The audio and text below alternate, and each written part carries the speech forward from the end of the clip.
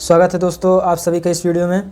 दोस्तों जैसा कि आप जानते ही हैं कि अभी 24 जुलाई से फेज़ 13 का एग्ज़ाम हो रहा है। तो मेरा भी आज एग्ज़ाम था 25 तारीख को थर्ड शिफ्ट में फेज़ 13 का। तो उसी से रिलेटेड मैं आपको कुछ बातें बताना चाहता हूं। अगर आप आगे यानी 25 के बाद 26 जितने भी आगे एग्ज़ाम होने वाले हैं उनको अगर अटेंड करने जा रहे हैं तो मैं उसके बारे में कुछ आपको बताना चाहता हूं कि किस तरीके से आप प्रिपेयर होकर जाइए, कौन कौन से आपको प्रॉब्लम वहां पर फेस करने को मिल सकती है, उस सब के बारे में मैं आपको बताऊंगा। उस तरीके से आप प्रिपेयर होकर जाइए ताकि ये ना लगे कि आपको ऐसा ना लगे कि हाँ मैं क्या एक्सपेक्ट करके आया था और मेरे साथ क्या हो गया। एकदम वर्स्ट कंडीशन को आप मान के चलिए कि मेरे साथ ये हो सकता है, तब जाकर आप एग्ज़ाम देने जाएंगे ना तो हो सकता है आपका माइंड थोड़ा सा कम डिस्टर्ब हो, क्योंकि भाई आप पहले से सोच चुके हैं कि एकदम बर्बाद होना है एग्ज़ाम, तो उस तरीके में से थोड़ा सा कम डिस्टर्ब होगा आपका माइंड। अगर आप ये सोच के गए कि बहुत अच्छा एग्ज़ाम होगा ना, बहुत अच्छा एग्ज़ाम मतलब इन द सेंस मतलब आपके मैं क्वेश्चन कर रहा हूँ कि क्रेडिबिलिटी भी कि आप पढ़ाई नहीं की हैं, उससे उसका यहाँ तो कोई लेना देना ही नहीं है। मैं आपको बता रहा हूँ कि आप क्या क्या एक्सपेक्ट कर सकते हैं। आप ऑनलाइन एग्ज़ाम देने जा रहे हैं तो क्या एक्सपेक्ट करेंगे कि भाई आपका मॉनिटर अच्छे से काम करे, आपका माउस अच्छे से काम करे, सर्वर अच्छे से काम करे, ठीक है। ये सब के बारे में आप एक्सपेक्ट करके जाएंगे कि ठीक ठाक काम करेगा। लेकिन मैं बता रहा हूँ क्या क्या आपको वर्स्ट कंडीशन में आपको ये मान के चलना है कि मेरे साथ ये हो जाएगा। तो दोस्तों मैं बात करता हूँ, जैसा कि मेरा आज थर्ड शिफ्ट में फेज़ 13 का थर्ड शिफ्ट में मेरा एग्ज़ाम था ग्रेजुएशन लेवल का। तो मैं जैसे ही सेंटर पर गया तो सेंटर पर एंट्री ठीक ठाक हो गई, एंट्री भी ठीक ठाक हो गई। उसके बाद जब हम लोग की बायोमेट्रिक होने लगा तो बायोमेट्रिक होने के बाद जब हम लोग अपने सिस्टम पे गए तो सिस्टम पे फिल करते हैं ना सब अपना रोल नंबर वगैरह, उसके बाद पासवर्ड वगैरह फिल करते हैं। तो भाई रोल नंबर तो पहले से ही बायोमेट्रिक के बाद से वो ऑटो आ जाता है, ऑटो फिल हो जाता है आपके कंप्यूटर पे। उसके बाद मैं जब अपना पासवर्ड फिल कर रहा हूँ, भाई पासवर्ड फिल ही नहीं हो रहा है। सबसे पहली बात जब पहली बार मैंने ट्राई किया तो पासवर्ड ही नहीं फिल हो रहा है, मतलब वो माउस क्लिक ही नहीं हो रहा है। उसके बाद इन्विजिलेटर से मैंने बात किया कि सर ये काम नहीं कर रहा है, इसको चेंज करिए। तो दोबारा जब ले आए तो भी काम कर रहा है, एक बार दबाने पर 2-2 3-3 अंक हो जा रहा है, आगे भाग जा रहा है।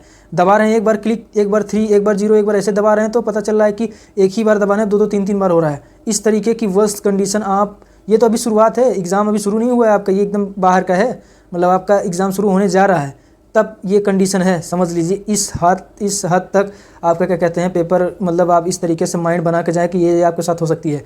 मेरे बगल एक बच्चे ने 5 बार माउस को चेंज करा, 5 माउस। अब समझ लो कि मैं तो 2 बार ही चेंज किया, भाई 2 बार चेंज किया। अब जब बोल रहा है कि भाई वैसा ही है तो भाई किसी न किसी तरीके से काम आदमी को चलाना पड़ेगा। वहाँ पर वो एग्ज़ाम देने गया है, झगड़ा करने तो गया नहीं भाई, बात करके जितनी बार हो सकता है। अब जब हर माउस वैसा ही है, 19-20 का फ़र्क है, तो आदमी क्या करेगा, तो उसी में काम चलाएगा। तो मैं जो दोबारा माउस लिया उसमें 1 बार 2 बार क्लिक करो तो पता चल रहा है 2-3 बार क्लिक हो जा रहा है। इस तरीके का क्या कहते हैं कंडीशन था। उसके बाद किसी तरीके से एग्ज़ाम शुरू हुआ। अब जब एग्ज़ाम शुरू हुआ तो सबसे बड़ी दिक्कत क्या थी भाई, जैसे देखो टीसीएस में क्या था, कितना स्मूथ हमारा क्या कहते हैं स्क्रीन रहती थी, कितना स्मूथ उसको स्क्रीन रहती थी, और किसी भी जगह आपको स्क्रॉल करना हो तो कितना स्मूथली स्क्रॉल हो जाता था, किसी जगह क्लिक करना हो तो कितना स्मूथली क्लिक हो जाता था। यहाँ पर सब एकदम उल्टी गंगा बह रही भाई, दुनिया ही उल्टी चल रही है। क्लिक करने के लिए आपको भाई वो जो गोला है ना, राउंड का एक जो गोला होता है उस पर जा करके एकदम जब तक बीच में नहीं जाएंगे, क्लिक नहीं करेंगे तब तक क्लिक नहीं होगा। और सबसे बड़ी बात, क्लिक करने के बाद सेव नेक्स्ट पे जाने के लिए आपको इतना समय लग रहा है। सेव नेक्स्ट पे जब एकदम अच्छे से पहुंच जाएंगे तब जाकर क्लिक करेंगे, तब जाकर सेव नेक्स्ट होगा।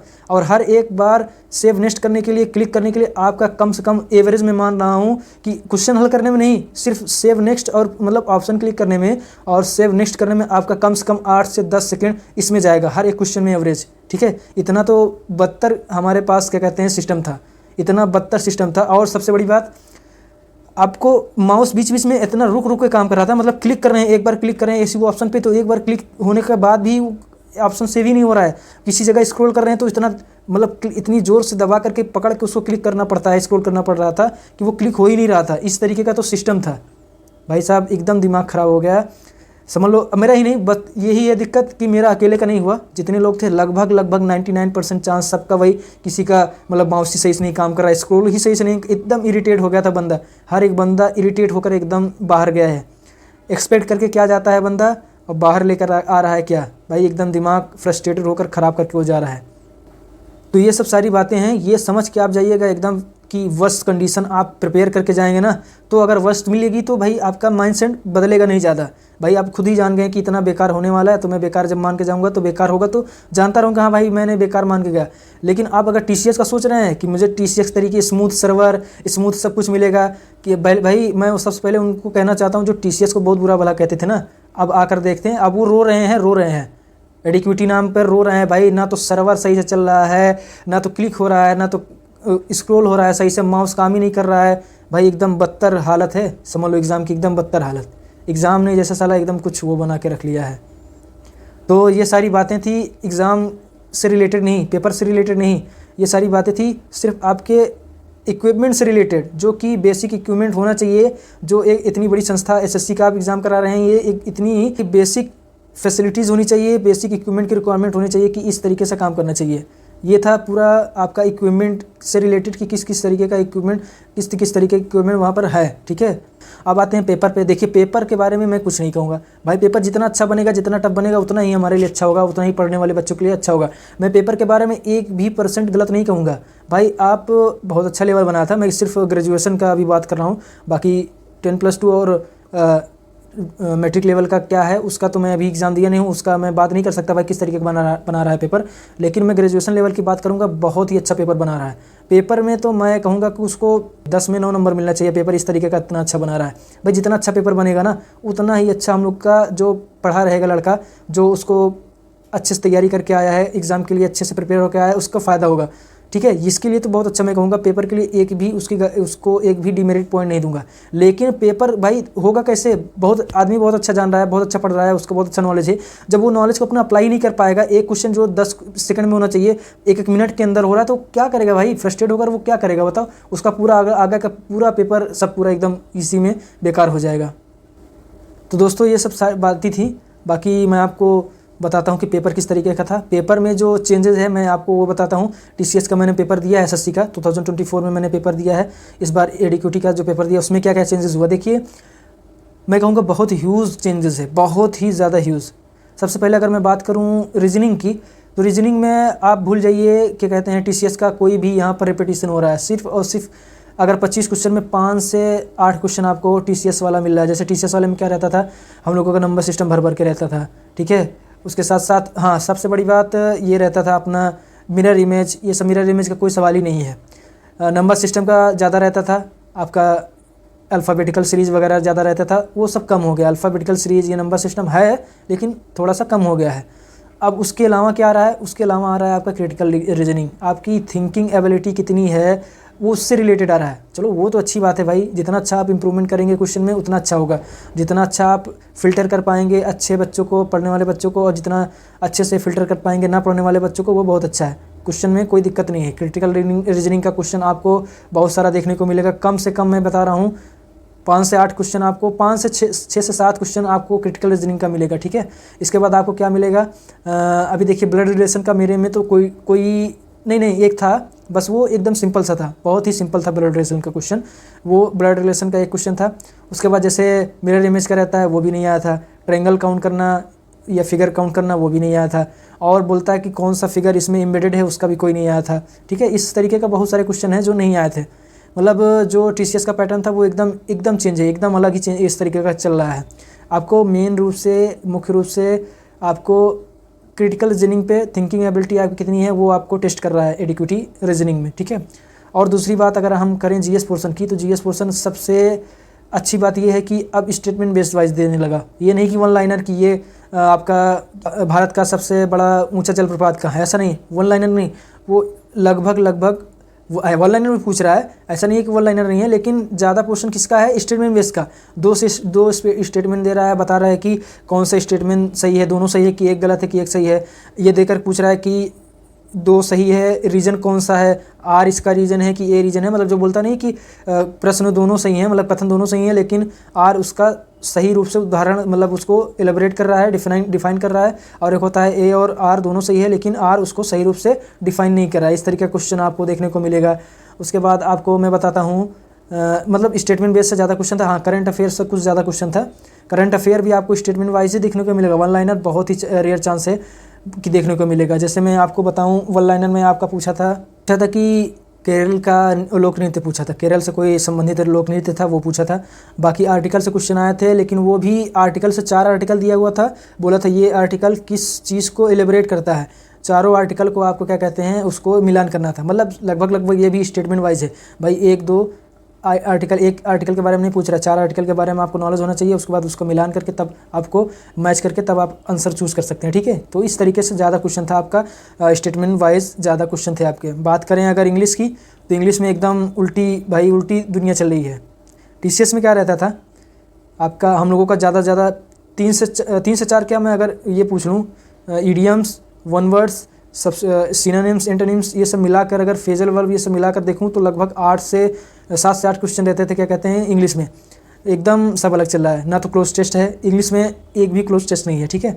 रीडिंग आया था, रीडिंग इतनी ज़्यादा मतलब स्क्रॉल करने में इतना प्रॉब्लम हो रहा था भाई, स्क्रॉल करने में आदमी का दिमाग ख़राब हो जा रहा है, वो बार बार स्क्रॉल करे, मतलब स्क्रॉल को जब पकड़ते थे माउस से तो वो छूट जाता था बीच में, इधर करते थे तो बीच में छूट जाता था, वो सही से माउस काम ही नहीं कर रहा है, मतलब ये बात थी। और सबसे बड़ी बात आपका PQRS से ज़्यादा क्वेश्चन था, PQRS से आपसे बहुत सारे क्वेश्चन थे, और डायरेक्ट इनडायरेक्ट से काफ़ी क्वेश्चन थे, एक्टिव वाइस पैसिव वाइस से क्वेश्चन थे, मिस स्पेल्ड से भी थे, मिस स्पेल्ड से एक क्वेश्चन आई थिंक मुझे जहाँ तक ख्याल हो पा रहा है, एक क्वेश्चन या 2 क्वेश्चन था। वन वर्ड्स से भी क्वेश्चन थे, 2 क्वेश्चन वन वर्ड्स से आए थे। ईडियम से 2 क्वेश्चन आए थे। सिनोनिम्स एंटोनिम्स डायरेक्ट साहब से नहीं पूछ रहा है, आया है ऐसी बात नहीं है, लेकिन कम आया है, लगभग एक के बराबर, 1 एंटोनिम्स आया था, 1 सिनोनिम्स ऐसा कुछ आया था। और आपका मतलब ज़्यादा क्वेश्चन आपको PQRS और ये डायरेक्ट इनडायरेक्ट, उसके बाद थोड़ा सा आपका पैसेज था। तो ये था इंग्लिश का लगभग पूरा तरीके का, वो पूरे किस तरीके का इंग्लिश सब पूछ रहा है। मतलब आपको ज़्यादातर रीडिंग कंप्रीहेंशन अगर आता है तो वो भी कर लेंगे आप, और एक्टिव पैसिव का अगर आपको नॉलेज है तो भी अच्छे से आप कर जाएंगे, ठीक है। और सबसे बड़ी बात आते हैं मैथ पे।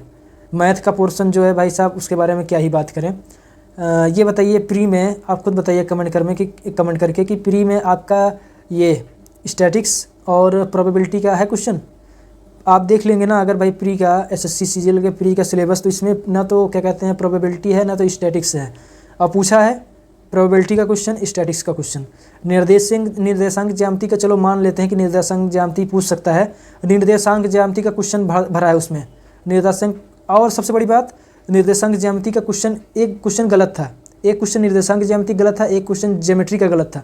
ज्योमेट्री में पूछा है दिए गए चित्र में यक्स की वैल्यू ज्ञात करिए, और सबसे बड़ी बात यक्स दिए गए चित्र है ही नहीं, मतलब चित्र ही नहीं है यार। कितनी बेपरवाही से, कितनी लापरवाही से क्या कहते हैं क्वेश्चन बना रहे हैं कि मतलब बोला है कि दिए गए चित्र में यक्स की वैल्यू ज्ञात कीजिए और चित्र गायब है। हम लोग स्क्रॉल कर रहे हैं, हो सकता है कि स्क्रॉल करने में ऊपर कहीं हो चित्र, स्क्रॉल करके देख रहे हैं, इधर हटा रहे हैं उधर हटा रहे हैं, देख रहे हैं, क्वेश्चन ही नहीं है, मतलब चित्र ही नहीं है। अब जब चित्र ही नहीं है तो उसमें हम कहाँ से यक्स मान करेंगे कि यक्स की वैल्यू कितनी है। हंसी भी आ रही है बार बार कि यार किस तरीके का भाई मजाक हम लोग स्टूडेंट के साथ किया गया है। मतलब बस क्या बोले, बस एकदम दिल एकदम टूट गया इस एग्ज़ाम से, क्या बताया जाए। सभी लोग, मैं ही नहीं, लगभग 90% लोग, 95% लोग, सब लोग बाहर आए, सब लोग एकदम मतलब फ्रस्ट्रेट हो गए थे कि भाई क्या है ये, मजाक हुआ। ऐसे अच्छा तो एग्ज़ाम ही ना ले भाई, इससे अच्छा एग्ज़ाम ना लें, बोल दे भाई एग्ज़ाम नहीं होगा आपका, हम लोग नहीं ले सकते एग्ज़ाम।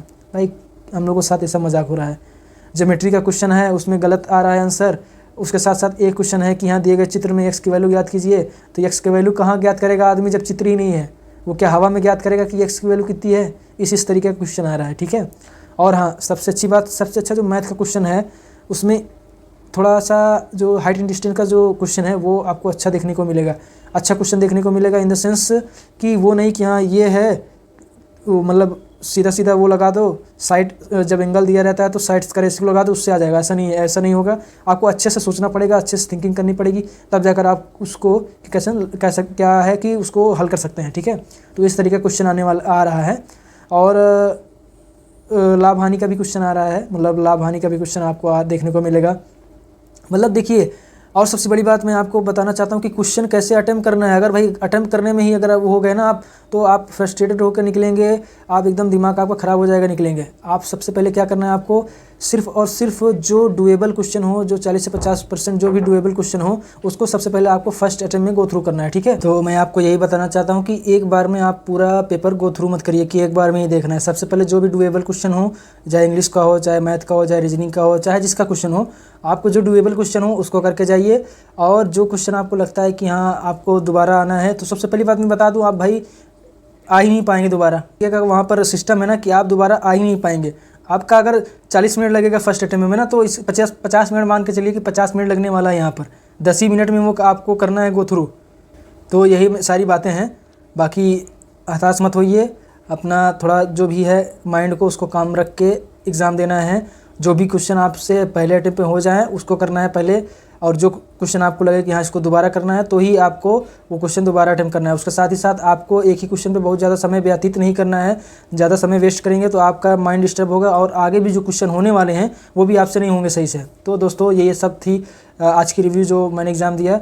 तो आशा करता हूँ आपको ये वीडियो हेल्प करेगी और आप अपने जो आगे आने वाले एग्ज़ाम है उसके बारे में अच्छे से तैयार होकर, उसके लिए अच्छे से तैयार होकर जाएंगे। तो दोस्तों ये वीडियो आज यहीं तक, मिलते हैं अगले वीडियो में, तब तक के लिए बहुत बहुत धन्यवाद।